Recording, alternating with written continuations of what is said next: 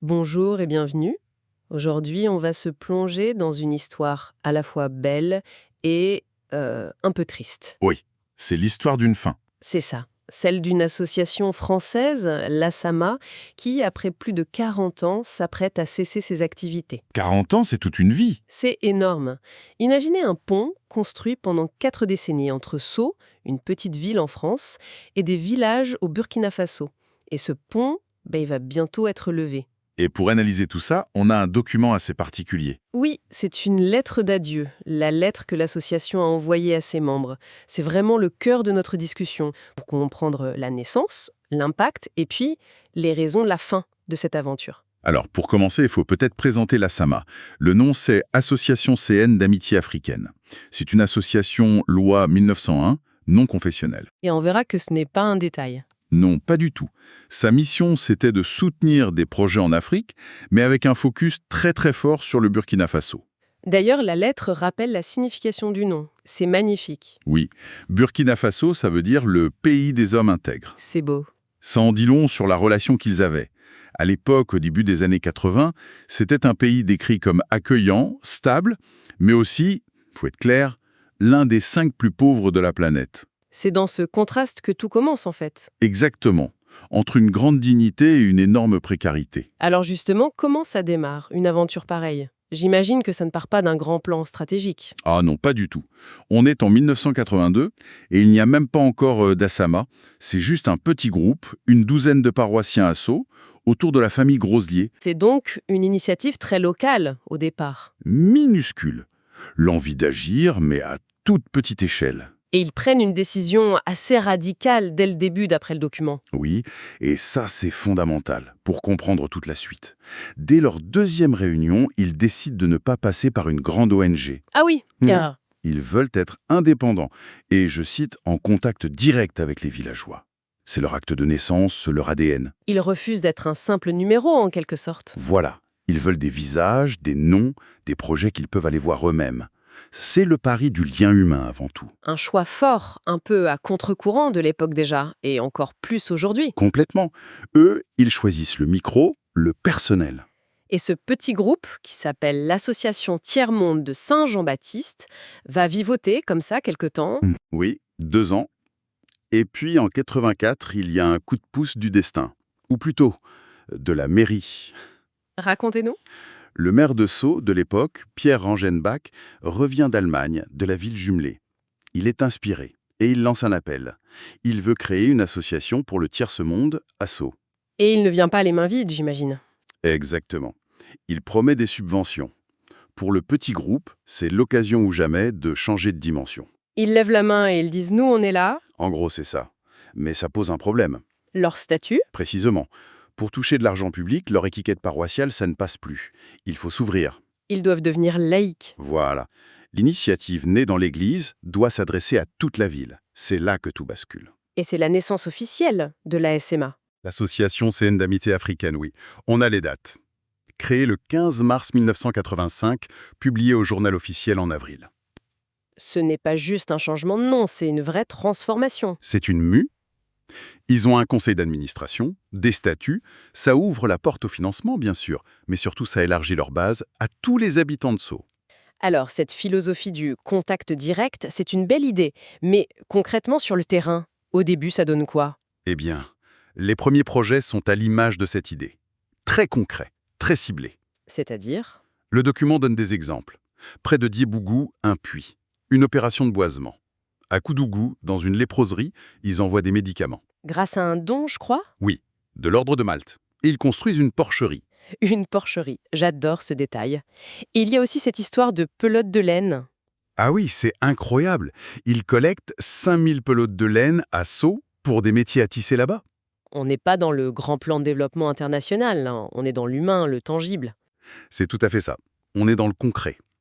Un autre projet de l'époque qui montre déjà une réflexion plus poussée, c'est la banque de céréales à Begotenga. Une banque de céréales? Oui, l'idée est géniale. Construire un hangar sécurisé pour que les agriculteurs puissent stocker leurs récoltes.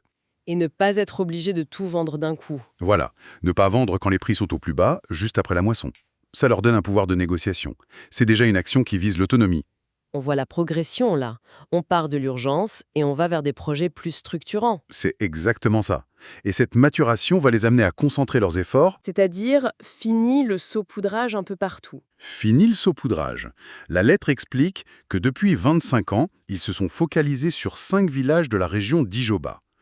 Oronkwa, Bankandi, Gnitigba et 2 autres. Pour avoir un impact plus profond. Un impact durable et mesurable. Ils ont construit une vraie relation de confiance avec ces communautés. Et ils se sont concentrés sur quel domaine précisément? Sur 3 grands axes, très logiques. D'abord, la scolarité, Les écoles. les écoles et surtout les cantines. Les cantines endogènes, c'est important. Qu'est-ce que ça veut dire endogène? Ça veut dire qu'elles sont gérées par les communautés elles-mêmes avec les produits locaux. Ce n'est pas de l'aide alimentaire parachutée.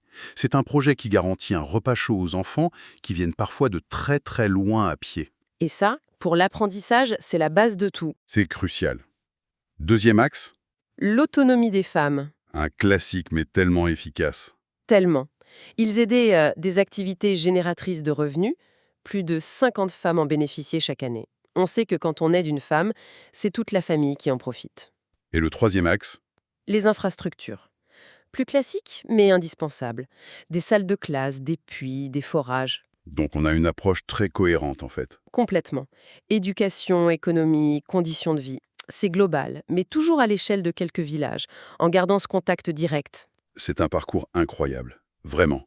40 ans. Et puis, on en arrive à cette lettre, le moment le plus difficile. L'annonce de la fin. Oui, le bureau exécutif annonce la cessation des activités au 30 juin 2026. Les mots sont forts. Profonde émotion, douloureuse résolution. On sent que la décision n'a pas été facile à prendre. Pas du tout. Et ils avancent 2 raisons principales. La première est Humaine. oui, et c'est un problème que connaissent beaucoup d'associations. Le renouvellement des équipes. C'est ça. La lettre le dit avec beaucoup de lucidité. Le noyau dur, les fondateurs, ceux qui géraient tout depuis des décennies, ils ont vieilli. Et la relève n'est pas là. C'est ce qu'ils disent. Ils parlent d'une difficulté majeure à transmettre le flambeau.